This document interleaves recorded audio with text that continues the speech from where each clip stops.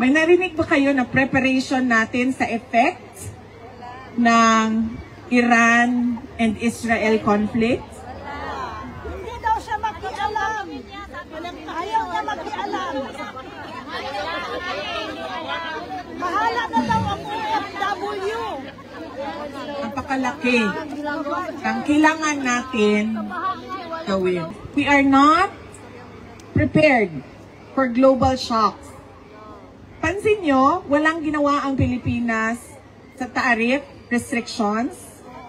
May narinig ba kayo na ginawa natin? Wala. Foreign policy. It is stated in our Constitution that we should have an independent foreign policy. That do not lean to a foreign power, that do not favor US or do not favor China. Yan na lang ang example natin kasi yan naman ang reality natin. Yung gitgitan ng US at China. We already won in the arbitral award. We already have an award from that case that we filed with using the UN Convention on the Law of the Seas. Nanalo na tayo dyan. Alam na ng buong mundo na sinabi sa arbitral award sa Pilipinas yan. And therefore, the only thing that you need to do is force the recognition and the implementation of the award through diplomatic channels. Hindi yung kikilingan mo, tama ba ang Tagalog ma'am? Kikilingan mo ang isang foreign power, papapasukin mo ang mga missile ng foreign power sa bansa mo na alam mong kinaiinisan noong kalaban niya na wala ka namang kinalaman sa gitgitan nilang dalawa. That is not independent foreign policy. Yung problema natin sa West Philippine Sea do not make up our entire relations with China. And so therefore, there is no reason for you to lean towards the US. You have to always stay in the middle because you are not a part of the bigger conflicts. You always stay in the middle. You are friends with US? Yes. You are friends with China? Yes. And why not? Diba? And we are friends with Australia. Yes. We have very good bilateral relations with Australia. Yes. In fact, we want to take it to the next level and forge stronger ties with Australia. And not just Australia, with other countries as well. So, I do not understand why is our independent foreign policy lost in the discussions. Dapat niyan, kaibigan mo lahat. Huwag kang kumampi. Dahil hindi mo naman problema ang problema nila. Hindi mo naman away ang away nung isa.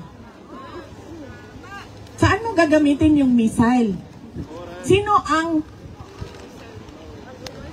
ang gigera sa Pilipinas? Diba? Dapat yan, balanse lagi yung foreign policy. Ito, sinabi ko, kanento ko sa inyo kanina, di ba? Anong sinasabi ng kasama namin sa bahay? Mahal kayo ang panaliton. The basic goods, the prices of basic goods are increasing and very expensive. It is not affordable to ordinary Filipinos. That is the problem. And the other problem is there is no food security plan at all for the Philippines. We have been importing food from other countries. And there is no plan, a long-term plan on how we can be self-sufficient in terms of food for everyone. We don't see that. Alam nyo ba na wala nang magsasaka ang Pilipinas? Dahil sobrang magastos.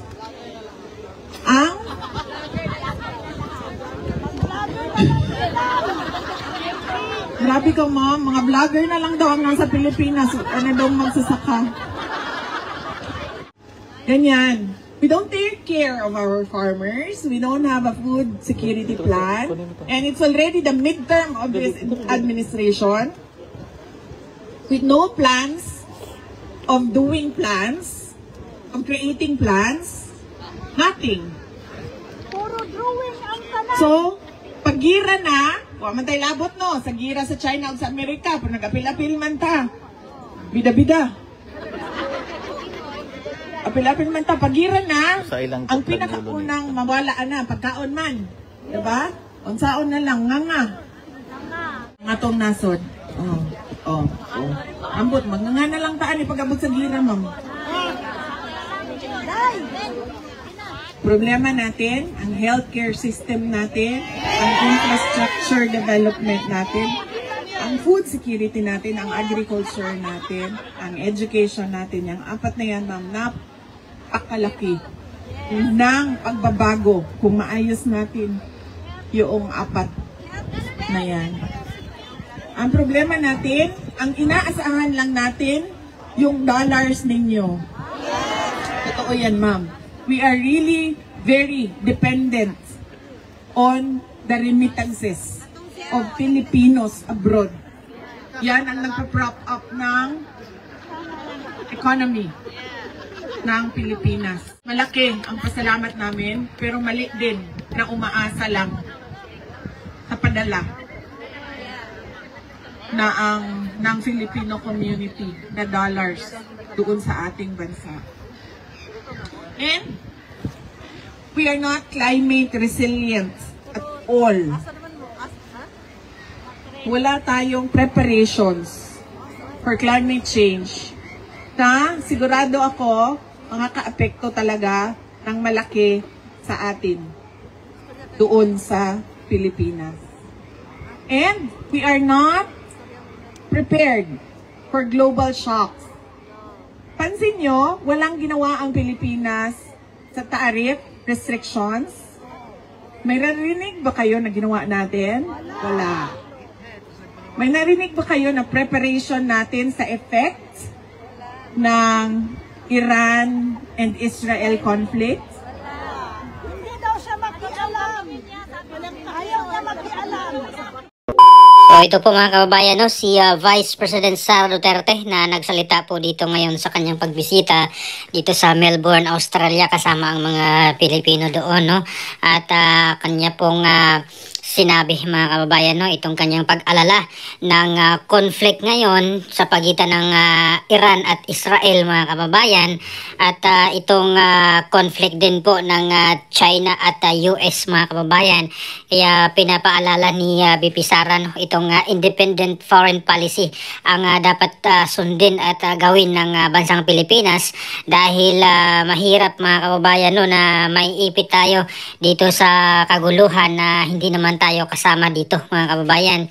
At sinabi pa na walang ginagawa or wala pang ginawa ata ang pamahalaan ng Pilipinas, no, about dito sa posibleng epekto nitong gulo ngayon mga kababayan sa pagitan ng Iran at Israel, no, at marami pa pong tayong mga Pilipino na naiipit doon mga kababayan, no, yung mga OFWs na nasa Iran at nasa Israel mga kababayan, na hindi pa po nakabalik, no, dito sa Pilipinas or hindi pa nakaalis doon sa bansang iyon. Kaya nag-alala po si BP Sara para sa kanila at itong posibleng epekto, no, ng ekonomiya mga kababayan dito sa bansang Pilipinas, dahil unang-una yung presyo ng petrolyo mga kababayan ay nagbabadya na nga mga kababayan na tataas, no? Dahil doon sa kaguluhang iyon at ang Pilipinas naman talaga ay nakadepende doon sa pag-angkat ng produktong petrolyo doon sa Middle East mga kababayan. At itong kaguluhan na ito ay malaking dagok mga kababayan dito sa Pilipinas, no? At lalong-lalo na rin itong food security mga kababayan na sinabi ni BP Sara wala pong magandang plano pa ang bansang Pilipinas dito po sa food security. Kasi kung magkagulo mga kababayan, yung unang nawawala or mawawala ay ang pagkain, sabi ni BP Sara. Kaya saan tayo kukuha ng pagkain at wala na daw halos sa farmer, no, dito sa bansang Pilipinas ngayon. Dahil unang-una mahal daw mga kababayan or magastos, no, itong pagtanim. Kaya wala na pong mga magsasaka ang nagtatanim ng mga pagkain, no, dahil sa gastos mga kabayan, sa preparation pa lang hanggang doon sa pag-harvest ay malaki ang kanilang mga gastos. Kaya binigyan din ni BP Sara itong food security, no. At bukod dyan, yung healthcare ng Pilipinas mga kabayan ay problema pa rin, infrastructure development, no.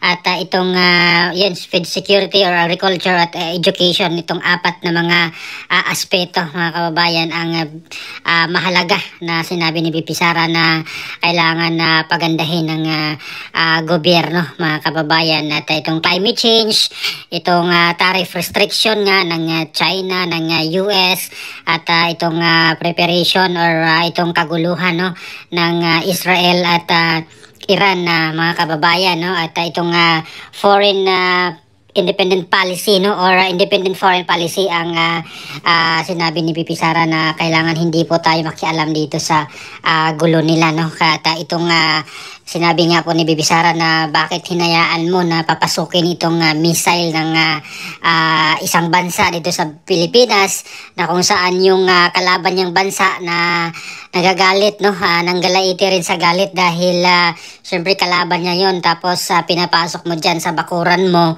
At itong kalaban naman niya na bansa ay syempre magagalit. Kaya sabi ni BP Sara ay hindi dapat ganyan ang independent foreign policy. Talagang may ipit tayo dito sa kaguluhan nila dahil inalaw mo na dito maglagay ng missile yung kalaban ng isang bansa na yon. At itong issue naman sa West Philippine Sea mga kababayan, no, sinabi ni BP Sara na hindi dapat kikilingan mo yung isang kalaban dahil kapareha or kasama mo siya sa nag-claim dyan, no, sa West Philippine Sea. Hindi dapat na panigan mo yung isang kalaban dahil lang dyan sa issue na yan. Pwedeng maresolba yan sa pagitan lang sa dalawang bansa, sa inyong dalawa. Halimbawa sa China at Pilipinas, dapat pag-usapan na lang ng Pilipinas at China, no.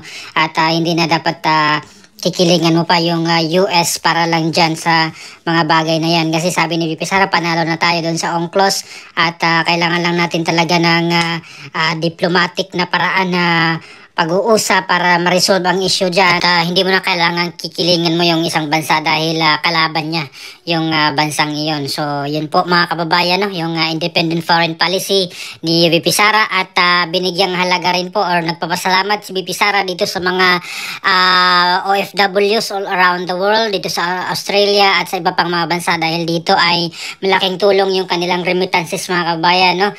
Sabi ni BP Sara ay dependent, no, dependent ang bansang Pilipinas sa mga remittances ng mga kababayan natin sa abroad, no, yung mga dollars na remittances nila, dahil walang ibang source yung gobyerno ng pagkakitaan or income. Kaya malaking bagay yung remittances ng mga overseas Filipino workers, pero dapat hindi ganun na mag-depend ka na lang doon sa mga remittances dahil pangit daw yun mga kababayan. Dapat marami ka pang ibang source mga kababayan ng income, no, dapat dito sa Pilipinas, hindi lang doon sa mga nakadepende sa mga foreign remittances ng mga OFWs, no, na nasa ibang mga bansa. At kailangan nga din talaga na gumalaw na po itong gobyerno natin mga kababayan, no.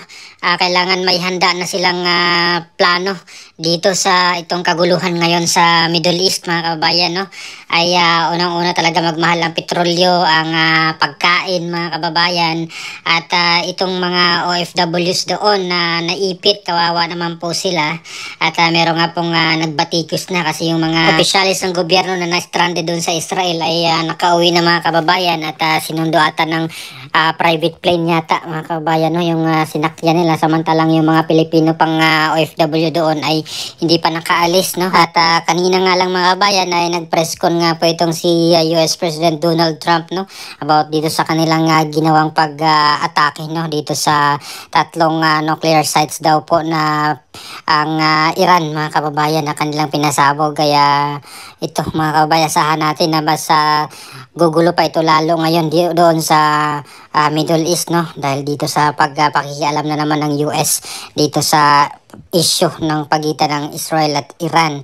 Kaya expect natin mga kababayan na gaganti rin po itong Iran, although nagbabala naman po itong si Donald Trump na mas prepare sila, no, pag if ever mag-retaliate daw itong Iran sa ginawa nila. Pero yung Iran naman talaga ay palaban din, no, at talagang desidido rin po silang gaganti. Yaya po ng pag-atake sa kanila ng Israel nung una.